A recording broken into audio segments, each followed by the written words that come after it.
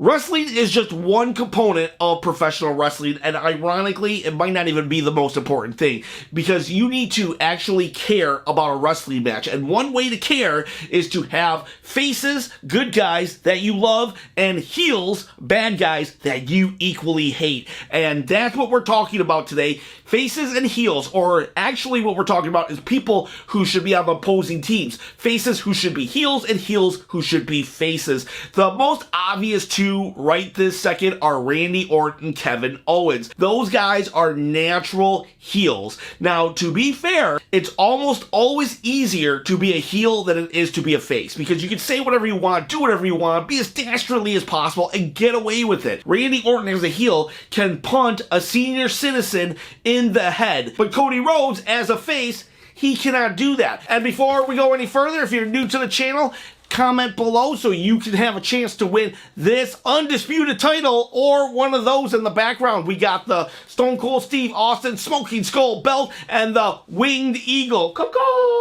I will give them away. All you gotta do, comment below. I hit 10,000 subscribers, I give away a belt. I'll contact you free of charge, shipping everything on me, so I can become that full-time YouTuber and talk wrestling all the time. Let's get back. Faces and heels. Who should be face? Who should be heel? Randy Orton, Kevin Owens, they are just ripe and prime for a feud with Cody Rhodes. In fact, Kevin Owens is in a feud with Cody Rhodes, and he's still not a bad guy. Why are we not turning this dude heel? These guys will turn on anybody in order to advance their career and put more money in their pocket, and I seriously don't understand why we're not just flipping them into heels. They're just way more entertaining. So I wonder if Randy Orton has hit that point in his career where no matter what he does, the fans are going to cheer him, kind of like a legacy wrestler. Cena got booed and booed forever, and then one day, nobody booed Cena anymore.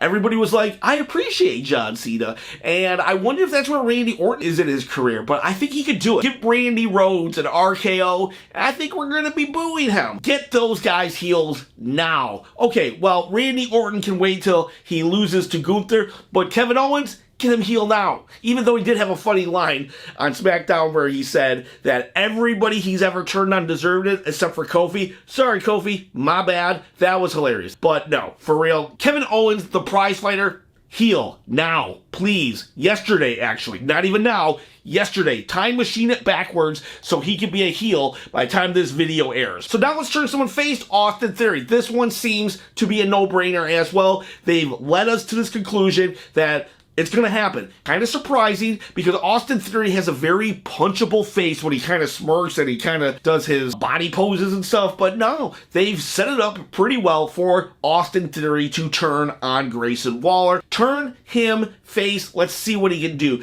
because he's kind of damaged goods as a heel. He won the Money in the Bank and then he cashed it in on Seth Rollins' U.S. title and lost it.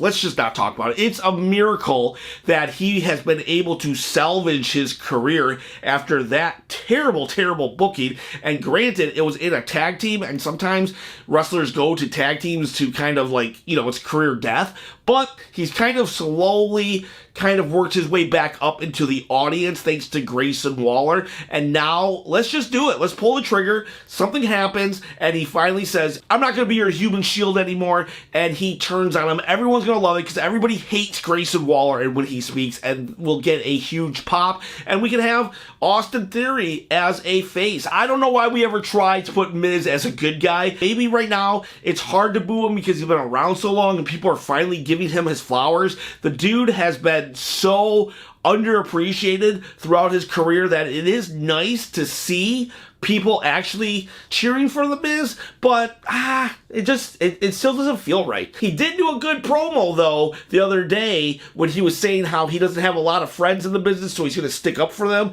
in regards to R-Truth getting completely decimated by Bronson Reed. That was a good babyface promo, but no, I can't cheer Miz for too long. I need to hate the guy. Jimmy Uso, we're just going to turn him face. The new bloodline needs to be bad guys. We need to reunite the old bloodline. And Paul Heyman too. If Paul Heyman's still a heel, he's now a face because Roman's a face. Whatever Roman is, that's where everybody is going to be. They're all faces now. Xavier Woods, I just did a New Day video where we talked about how the New Day needs to break up, and I explained in detail about why Xavier Woods needs to be the guy that goes off on his own and becomes a heel. Long story short, Kofi, trying to be a nice guy, brings in Odyssey Jones. Xavier feels a little perturbed by it because he wasn't consulted. Are they replacing Big E? He doesn't like it. And yeah, I just feel like he should just be mad, take it for granted of, and he turns on Kofi. It sucks because New Day has been around for 10 years. Let's see what Xavier can do because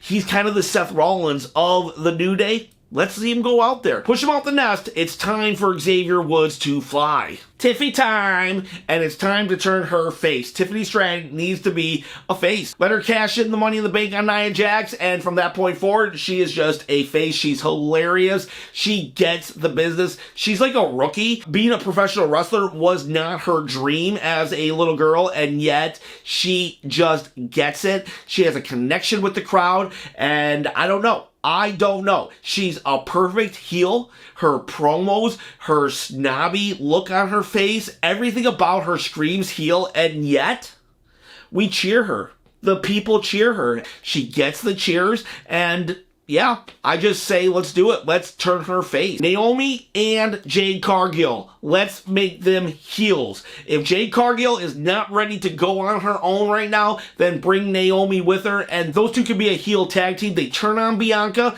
because Naomi might be saying something like, you know, I've been here forever. I'm overlooked because of you. You get all the opportunities, and she has corrupted Jade Cargill, and you're like, Naomi, we can't turn her. Yeah, we can. She's been doing kind of nothing for a very long time. Her character shouldn't just be like, oh, I wrestle. Oh, I dance.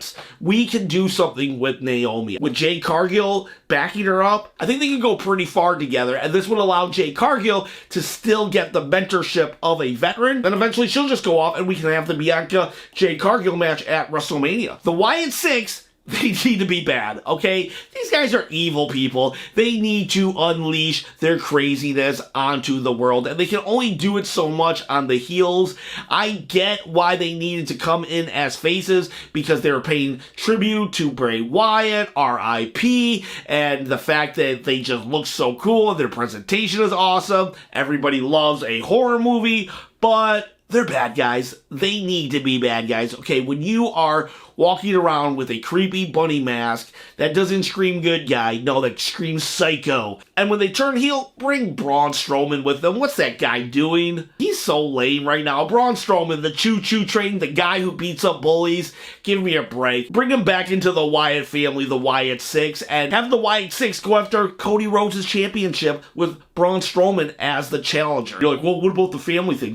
They could just drop the family thing. They could just be like, yeah, you know what? That title was in our family before and we want it back. Because Bray Wyatt did have the championship, so just saying. Carmel Hayes, I'm thinking, let's turn him good. This little back and forth with Andrade is making me think that maybe Carmel Hayes has some legs as a good guy. I don't know what it is. I can't finger point it, but I just think that maybe he could do it. I don't feel he came very strong onto the main roster. Yeah, he got a good exhibition match with Cody Rhodes, but yeah, no. I feel that he's been more or less Dolph Ziggler, where he comes in, he gives people really good matches, and then he loses, and that's his role. And I don't want that to be his role. So let's see what he can do for a good guy, tweak him just a little bit, and I think that we can salvage him and make him into a star. Street Profits are another one. You just split them up. One goes good, one goes bad. I think people would naturally want to cheer for Montez Ford, so you'd have to have Angelo Dawkins becomes the heel,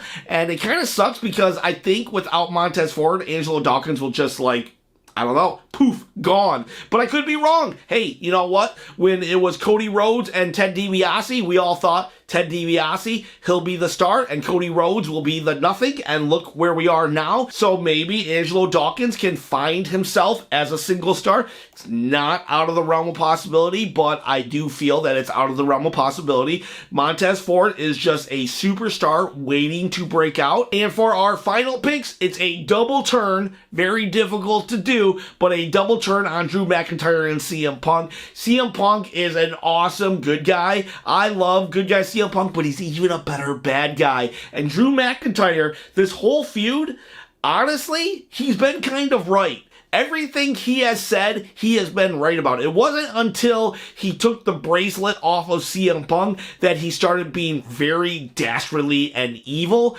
but all of his claims throughout this entire feud have been legit. He's been screwed left and right. Every time he has lost the title, there has been some injustice that happened. And I think that those two continuously feuding like they are, let's just pull a Austin, Bret Hart. That was an amazing double turn that completely set up the WWE to become the juggernaut that it is, because Austin was a bad guy that became a good guy, and we all know what happens to him, and Bret Hart then becomes this whiny American-hating heel, and that, to me, that was the best Bret Hart. Unfortunately, his story doesn't end perfectly like Steve Austin's does, but regardless of the matter, such a good double turn. Let's do that with Drew and Punk. Drew can become a good guy after this is all said and done, and CM Punk can just be evil. He can become the devil that he claims that he can be. Evil CM Punk is, he is so,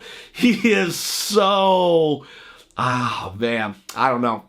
If you have not seen Evil CM Punk, go and watch some old clips on YouTube, because he's a bad guy. He knows how to play whatever part he needs to play, good guy or bad. CM Punk is amazing, and just that would make that feud totally heated up, because right now it seems a little like they've said everything, they've done everything. I just think that would be unexpected and really, really cool to just whoop, put them on opposite sides and just completely freshen that up. Change the questions. Just when you think you know the answers, we change the questions. Guys, girls, what did you think of the heels and faces? Did I forget anybody? Do you think that someone should be face, someone should be heel? I get it. Yeah, Cody Rhodes. Let's make him heel. Cody Rhodes would be an amazing heel. Oh, I love evil Cody Rhodes. He's even arguably better than evil CM Punk. But yeah, we're not changing Cody anytime in the future, so I left him off the list. But comment below your picks and have a great day.